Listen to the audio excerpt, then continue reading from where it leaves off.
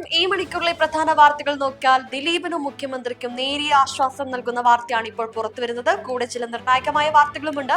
നോക്കാം second round up news. ആദ്യം തലക്കെട്ടുകളിലേക്ക്. ദിലീപിന് പാസ്പോർട്ട് തിരികെ ലഭിക്കും. വിദേശയാത്രയ്ക്ക് അനുമതി നൽകി കോടതി. ആര്യയുടെ അഹങ്കാരം കോർപ്പറേഷൻ തെരഞ്ഞെടുപ്പിൽ തിരിച്ചടിയായി. വെള്ളാപ്പള്ളി നടേശൻ. IFFKയിൽ 6 സിനിമകൾക്ക് കൂടി കേന്ദ്ര വിലക്ക്. പ്രദർശനം തടഞ്ഞ ചീഫ് സെക്രട്ടറിക്ക് കത്ത്. പെരിയാറിന്റെ പേരിൽ കൊള്ളയടിക്കുന്നു. ഈറോഡിൽ DMK സർക്കാരിനെതിരെ രൂക്ഷ വിമർശനവുമായി വിജയ്. കിഫ്ബി മസാല ബോണ്ട് ED നോട്ടീസിലെ തുടർ നടപടികൾ ഹൈക്കോടതി സ്റ്റേ ചെയ്തു. വാർത്തകൾ വിശദമായി. നടിയെ ആക്രമിച്ച കേസിൽ കുറ്റവിമുക്തനാക്കപ്പെട്ട ദിലീപിന് പാസ്പോർട്ട് തിരികെ നൽകാൻ കോടതി ഉത്തരവിട്ടു. വിചാരണ കോടതിയാണ് ദിലീപിന്റെ പാസ്പോർട്ട് തിരികെ നൽകണമെന്ന അപേക്ഷ അംഗീകരിച്ചത്. ഇതോടെ ഇനി കോടതിയുടെ പ്രത്യേക അനുമതിയില്ലാതെ തന്നെ ദിലീപിന് വിദേശയാത്രകൾ നടത്താൻ സാധിക്കും. നടിയെ ആക്രമിച്ച കേസിന്റെ വിധി വന്നതിന് പിന്നാലെയാണ് പാസ്പോർട്ട് തിരികെ വേണമെന്ന ആവശ്യം ദിലീപ് വിചാരണ കോടതിയിൽ ഉന്നയിച്ചത്. ദിലീപ് ഈ കേസിൽ ഉൾപ്പെട്ട സമയത്താണ് ജാമ്യവ്യവസ്ഥയുടെ ഭാഗമായി പാസ്പോർട്ട് പിടിച്ചുവെച്ചിരുന്നത്. പലതവണ ദിലീപ് ഇതിനിടയിൽ വിദേശയാത്ര നടത്തിയിരുന്നെങ്കിലും അതെല്ലാം കോടതിയുടെ പ്രത്യേക അനുമതിയോടുകൂടിയായിരുന്നു. എന്നാൽ ഇപ്പോൾ ദിലീപ് കുറ്റവിമുക്തനായി ആയതുകൊണ്ട് തന്നെ ഇപ്പോൾ പാസ്പോർട്ട് തിരികെ വേണമെന്നാണ് ആവശ്യപ്പെട്ടത്. നിലവിൽ എറണാകുളം പ്രിൻസിപ്പൽ സെഷൻ കോടതി ഈ ആവശ്യം അംഗീകരിച്ചിട്ടുമുണ്ട്. നിലവിൽ നടിയെ ആക്രമിച്ച കേസുമായി ബന്ധപ്പെട്ടുകൊണ്ട് ദിലീപിനെ കുറ്റവിമുക്തനാക്കിയതുൾപ്പെടെ സർക്കാർ അപ്പീലിന് പോകാൻ ഒരുങ്ങുകയാണ്. അതിനാൽ തന്നെ പാസ്പോർട്ട് തിരികെ നൽകാൻ സാധിക്കുമോ എന്നൊരു സംശയം പലയിടത്തു നിന്നുമായി ഉയർന്നിരുന്നു. എന്നാൽ അത്തരത്തിലൊരു സംശയത്തിന് കാര്യമില്ല എന്നാണ് കോടതി വ്യക്തമാക്കിയിരിക്കുന്നത്. അതിനാൽ തന്നെ പാസ്പോർട്ട് തിരികെ നൽകുന്നതിന് തന്നെയാണ് ഇപ്പോൾ കോടതിയുടെ തീരുമാനം. News desk, Cochin. തിരുവനന്തപുരത്ത് നടക്കുന്ന അന്താരാഷ്ട്ര ചലച്ചിത്ര മേളയിൽ 6 ചിത്രങ്ങൾക്ക് കൂടി കേന്ദ്ര സർക്കാർ വിലക്കേർപ്പെടുത്തി. വിദേശകാര്യ മന്ത്രാലയത്തിന്റെ പൊളിറ്റിക്കൽ ക്ലിയറൻസ് ലഭിക്കാത്തതാണ് പ്രദർശനം തടയുവാനുള്ള പ്രധാന കാരണം. ഇതോടെ 6 സിനിമകൾ പ്രദർശിപ്പിക്കുന്നത് തടഞ്ഞുകൊണ്ട് കേന്ദ്ര സർക്കാർ ചീഫ് സെക്രട്ടറിക്ക് കത്ത് നൽകി. IFFKയിൽ പുതിയതായി വന്ന വിലക്ക് നിലവിലെ പ്രദർശനങ്ങളെ ബാധിക്കാത്ത രീതിയിലായിരിക്കും. കാരണം ഈഗിൾസ് ഓഫ് ദി റിപ്പബ്ലിക് എന്ന ചലച്ചിത്രം കഴിഞ്ഞ ദിവസം പ്രദർശിപ്പിച്ചതായിരുന്നു. പിന്നീട് ഇന്നാണ് പ്രദർശനാനുമതി വിലക്കിക്കൊണ്ടുള്ള കത്ത് വന്നിരിക്കുന്നത്.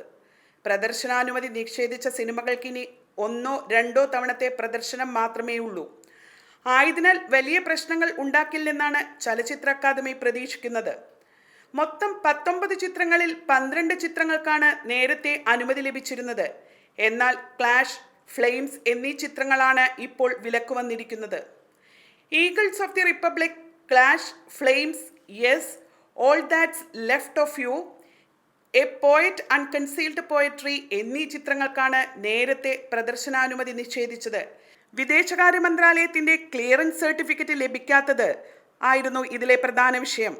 എന്നിരുന്നാലും ഈ പറയുന്ന പല ചിത്രങ്ങളും പല രാജ്യാന്തര മേളകളിലും പ്രദർശിപ്പിച്ചിട്ടുണ്ടായിരുന്നു എന്നും സിനിമാ മേഖല ഓർമ്മിപ്പിക്കുന്നുണ്ട്. News desk, ഗ്ലോബോൺ.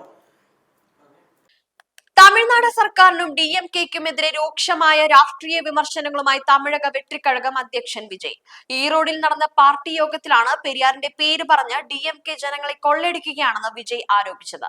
തമിഴ്നാടിനെ വിഭജിക്കുവാനുള്ള നീക്കങ്ങൾക്കെതിരെ ശക്തമായി പോരാടുമെന്നും സംസ്ഥാനത്തിന്റെ വികസനത്തിന് ദ്രാവിഡ രാഷ്ട്രീയം തടസ്സമാണെന്നും വിജയ് കൂട്ടിച്ചേർത്തു. அதனாலதான் சொல்றோம், பெரியார் பேரை சொல்லிக்கிட்டு தயவு செஞ்சு கொள்ளையடிக்காதீங்கயா, தயவு செஞ்சு கொள்ளையடிக்காதீங்க. அவரு பேரை சொல்லிக்கிட்டு பெரியார் பேரை சொல்லி கொள்ளையடிக்கிற இவங்க தான் நம்மளுடைய அரசியல் எதிரி. மக்களை நீங்க சொல்லுங்க, நம்மளுடைய அரசியல் எதிரி யாரு? நம்மளுடைய கொள்கை எதிரி யாரு? ரிப்பீட், நம்மளுடைய அரசியல் எதிரி யாரு? நம்மளுடைய கொள்கை எதிரி யாரு? உங்களுக்கு புரியுதுல்ல? எனக்கு அது போதும்யா. കരൂർ ദുരന്തത്തിന് ശേഷം TVK നടത്തിയ ആദ്യ പൊതുപരിപാടിയാണ് ഈറോഡിൽ നടന്ന പൊതുയോഗം.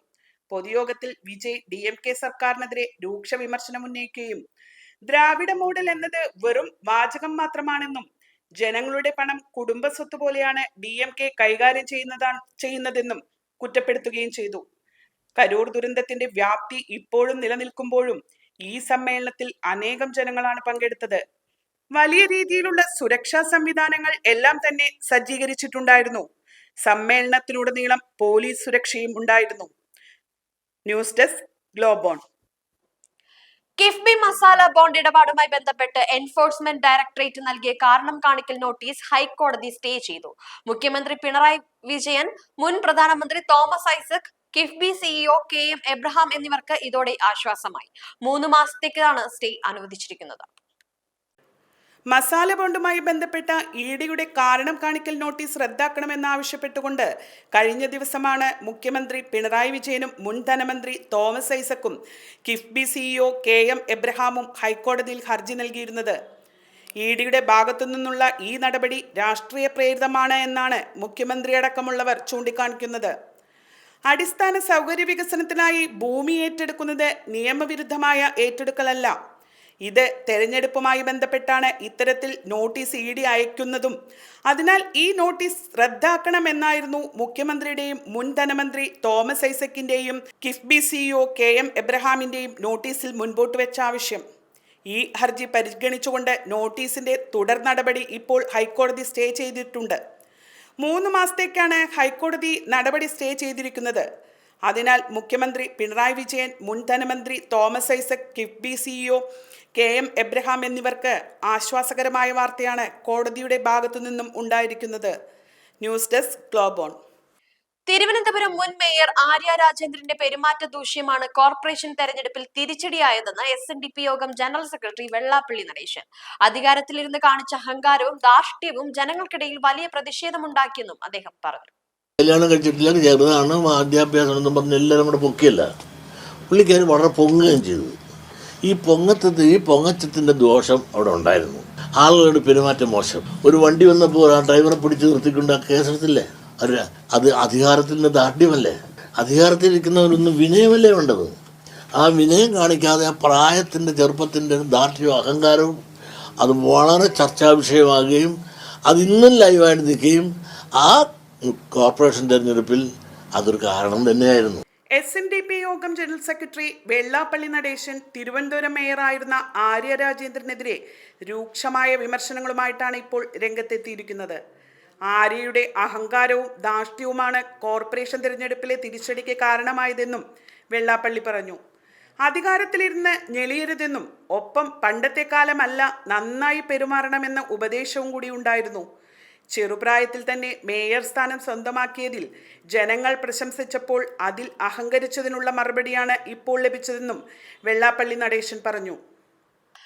വിജയ് പറഞ്ഞതുപോലെ തന്നെ വരാനിരിക്കുന്ന തെരഞ്ഞെടുപ്പ് തമിഴ്നാടിന്റെ ചരിത്രം തിരുത്തി കുറിക്കുമോ എന്ന് നോക്കി കാണേണ്ടതായിട്ടുണ്ട്. കൂടെ കിഫ്ബി കേസിലെ തുടർ നടപടികൾ തടഞ്ഞ കോടതി ഇഡിയോട് വിശദമായി മറുപടി നൽകാൻ ആവശ്യപ്പെട്ടിട്ടുമുണ്ട്. ഇങ്ങനെ ഈ മണിക്കൂറിലെ വാർത്തകൾ അവസാനിച്ചിരിക്കുകയാണ്.